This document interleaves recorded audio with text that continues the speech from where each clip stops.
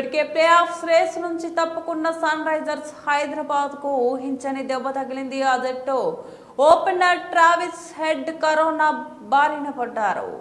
సోమవారం Lucknow super Giants తో జరిగే మ్యాచ్ కు దూరం కానున్నాడు.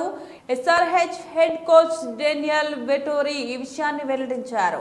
కరోనా బారిన పడడంతో హెడ్ భారత్ కు రావడంలో ఆలస్యం అవుతుందని కోచ్ తెలిపాడు. కరోనా సోకడంతో ప్రయాణించలేకపోయాడని అన్నారు. అయితే హెడ్ కు ఎప్పుడు ఎక్కడ కరోనా వైరస్ సోకిందనే విషయాన్ని మాత్రం వెల్లడించలేదు. సోమవారం ఉదయం భారత్ కు చేరుకుంటాడని వైద్య సిబ్బంది అతని పరీక్షిస్తారని ఆ తర్వాత పరిస్థితిని అంచనా వేస్తామని వెటోరీ చెప్పారు. ఇదిలా ఉంటే భారత్ పాకిస్తాన్ మధ్య ఉద్రిక్తల నేపథ్యంలో ఐపీఎల్ వారం పాటు వాయిదా పడింది.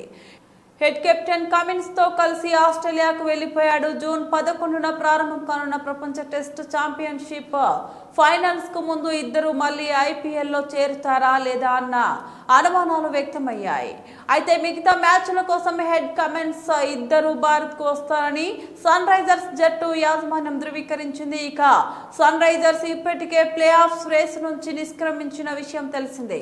మే 25న చివరి గ్రూప్ మ్యాచ్ ఆడనుంది. ఈ సీజన్ లో హైదరాబాద్ జట్టుకు 3 మ్యాచ్లు మిగిలి ఉన్నాయి.